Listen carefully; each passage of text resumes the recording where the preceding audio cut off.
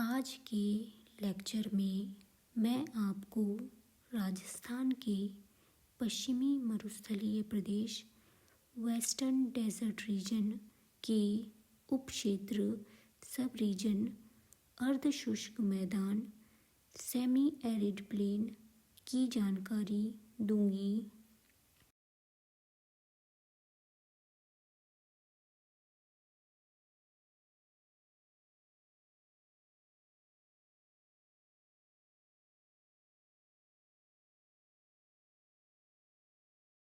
राजस्थान का अर्धशुष्क प्रदेश semi arid region या राजस्थान बांगड़ पश्चिमी मरुस्थलीय प्रदेश का उपक्षेत्र है। अर्धशुष्क प्रदेश पश्चिम में थार मरुस्थल तथा पूर्व में अरावली श्रेणी से सीमित है। अर्धशुष्क प्रदेश को पुनः क्षेत्रीय विविधता के आधार पर 4 क्षेत्रों में विभक्त किया जा सकता है। ये हैं गोडवाड़ प्रदेश या लूनी बेसिन, नागौर उच्चभूमि, शेखावटी क्षेत्र या आंतरिक जल प्रवाह क्षेत्र और घग्गर नदी basin. Semi-arid plain is a sub-region of Western Desert region of Rajasthan. It is also known as Rajasthan Bangal. Semi-arid plain can further be divided into 4 subdivisions, which are Godwar region or Luni Basin, upland of Nagaur, Shekhawati inland drainage region, and the last one is Ghaggar Basin.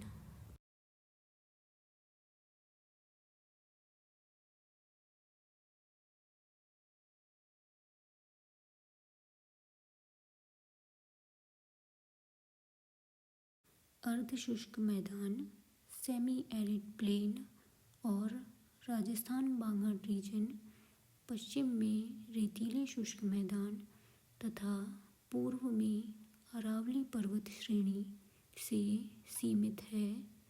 25 centimetre की समवर्षा रेखा isohyet अर्धशुष्क प्रदेश व रेतीले शुष्क मैदान के मध्य विभाजक का कार्य करती है।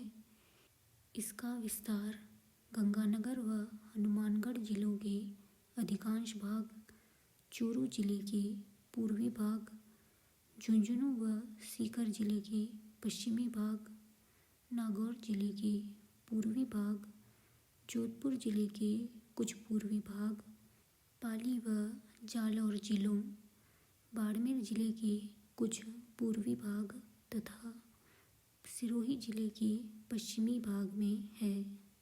राजस्थान के लगभग 75,000 स्क्वायर किलोमीटर क्षेत्र में अर्धशुष्क मैदान का विस्तार है। यह प्रदेश अर्ध मरुस्थलीय दशाओं सेमी डेजर्टिक कंडीशंस युक्त है। गर्म जलवायु, उच्च वार्षिक तापांतर, high annual temperature difference, 50 centimetre से कम वार्षिक वर्षा, रेतीली मृदा, कांटेदार वनस्पति, थॉर्नी वेजिटेशन, नमकीन पानी की झीलों की अधिकता, आंतरिक जल अपवाह प्रणाली, इनलैंड ड्रेनेज सिस्टम आदि यहाँ की प्रमुख भौतिक विशेषताएं, फिजिकल कैरेक्टरिस्टिक्स हैं। अर्धशुष्क प्रदेश या जिसे राजस्थान बांगड़ के नाम से भी जाना जाता है को पुनः 4 उपक्षेत्रों सब रीजन्स में विभाजित किया गया है। ये उपक्षेत्र हैं लूनी बेसिन, नागौर उच्चभूमि, अपलैंड ऑफ नागौर, शेखावटी आंतरिक जल प्रवाह क्षेत्र, शेखावटी इनलैंड ड्रेनेज रीजन तथा घग्गर बेसिन क्षेत्र। लूनी नदी बेसिन को गोडवाड़ प्रदेश के नाम से भी जाना जाता है। यह प्रदेश लूनी एवं इसकी सहायक नदियों ट्रिब्यूटरीज जवाई, मीठड़ी, सूकड़ी, जोजरी, खारी, बांडी आदि से निर्मित जलोढ़ मैदानी क्षेत्र एलुवियल प्लेन रीजन है। गोडवार प्रदेश पाली, जालौर, बाड़मेर जिले के पूर्वी भाग, जोधपुर जिले के दक्षिणी पूर्वी भाग, नागौर जिले के दक्षिणी पूर्वी भाग व सिरोही जिले के पश्चिमी भाग में विस्तृत है। लूनी नदी का जल बाड़मेर में प्रवेश के बाद खारा या नमकीन होता चला जाता है। ऐसा यहाँ की रेतीली मिट्टी में लवणीय व क्षारीय पदार्थों सेलाइन एंड एल्कलाइन मैटर्स की अधिकता होने के कारण होता है। इस क्षेत्र की स्थलाकृति लैंडस्केप का निर्माण नदी क्रिया फ्लूवियल एक्टिविटी तथा वायवीय क्रिया एओलाइन एक्टिविटी का परिणाम है। भौतिक अवरोध फिजिकल बैरियर नहीं होने के कारण पश्चिम में थार मरुस्थल से तथा दक्षिण पश्चिम में कच्छ के रन से रेत सैंड यहाँ पहुँचकर मृदा में रेत की मात्रा को बढ़ा देती है, जिससे जलोढ़ मैदान कई स्थानों पर बालू या रेत के जमाव से ढक गया है। साथ ही नदियों का प्रवाह भी बाधित होता है, जिससे नदियाँ बहुत आगे तक प्रवाहित नहीं हो पाती हैं।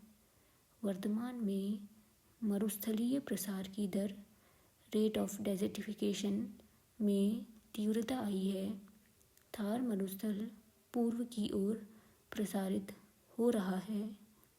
अरावली के गिरिपद फुटहिल से लेकर लूनी नदी के मध्य बेसिन तक का क्षेत्र उपजाऊ फर्टाइल है तथा यहाँ भूमिगत जल भी सतह के निकट है, जिससे सिंचाई की सुविधा उपलब्ध है।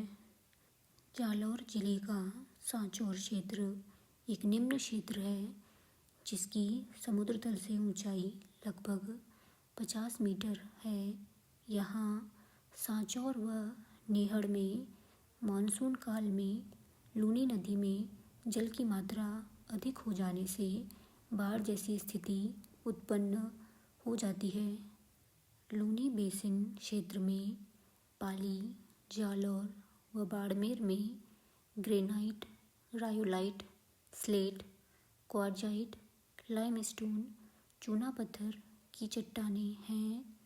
जालौर के जसवंतपुरा वसुंधा पर्वत, बाड़मेर की सिवाना व नाकोड़ा की पहाड़ियाँ, जिन्हें 56 की पहाड़ियाँ भी कहा जाता है, लूनी बेसिन में स्थित हैं। नागौर उच्च भूमि अपलैंड ऑफ नागौर का विस्तार नागौर जिले के पूर्वी भाग में है। यह प्रदेश नमकीन पानी की झीलों, सॉल्ट वाटर लेक्स, चट्टानी व पहाड़ी धरातल युक्त है। इस प्रदेश की समुद्र तल से ऊंचाई 300 से 500 मीटर के मध्य है। यहाँ की मृदा लवणीय, सेलाइन एंड एल्कलाइन है। यहाँ की मृदा लवणीय, सेलाइन प्रकृति की है तथा यहाँ बालुका स्तूपों सैंड ड्यून्स का अभाव है। परबसर, कुचामन व नावा में पहाड़ियाँ विद्यमान है। डीडवाना, डेगाना, कुचामन, सांभर आदि नमकीन पानी की झीलें, सॉल्ट वाटर लेक्स यहाँ स्थित हैं। शेखावटी आंतरिक जल प्रवाह क्षेत्र, Shekhawati inland drainage region Churu, Sikar व झुंझुनू जिलों में विस्तृत है। यहाँ विभिन्न प्रकार के बालू का स्तूप सैंड ड्यून्स पाए जाते हैं। इस क्षेत्र की नदियाँ छोटी व मौसमी सीजनल हैं तथा ये आंतरिक अपवाह प्रणाली इनलैंड ड्रेनेज सिस्टम का निर्माण करती हैं। यहाँ कांतली नदी आंतरिक अपवाह प्रणाली की महत्वपूर्ण नदी है। कांतली नदी का उद्गम सीकर जिले की खंडेला की पहाड़ियों से होता है। सीकर जिले से उद्गम के पश्चात यह नदी झुंझुनू जिले से बहती हुई चूरू जिले में प्रवेश करती है तथा यहाँ बालूका स्तूपों में कहीं लुप्त हो जाती है। कांतली नदी बेसिन को तोरावटी बेसिन भी कहा जाता है। यह एक आंतरिक अपवाह बेसिन है। सीकर में हर्ष की पहाड़ियाँ मलकेड़ा से प्रारंभ होकर दातारामगढ़ तक विस्तृत हैं। यहाँ चूनेदार चट्टानें लाइमस्टोन रॉक्स मिलती हैं जिनमें कुओं का निर्माण आसान है। शेखावटी क्षेत्र के इस प्रकार के कच्चे व पक्के कुओं को जोहड़ कहते हैं। शेखावटी क्षेत्र में बालूका स्तूपों के मध्य वर्षा जल एकत्र हो जाता है जिन्हें स्थानीय भाषा में सर कहा जाता है। घग्गर नदी मैदान अर्धशुष्क प्रदेश के सबसे उत्तरी भाग में विस्तृत रेतीला जलोढ़ मैदान सैंडी एलुवियल प्लेन है। इसका विस्तार गंगानगर व हनुमानगढ़ जिलों में है। यहाँ घग्गर नदी प्रवाहित होती है जो कि आंतरिक अपवाह प्रणाली इनलैंड ड्रेनेज सिस्टम की महत्वपूर्ण नदी है। ऐसा माना जाता है कि घग्गर नदी वैदिक सरस्वती नदी का ही बचा हुआ अंश है जो कि जलवायु परिवर्तन क्लाइमेट चेंज के कारण लगातार सूखती चली गई थी। घग्गर नदी के बेसिन को स्थानीय भाषा में नाली कहा जाता है।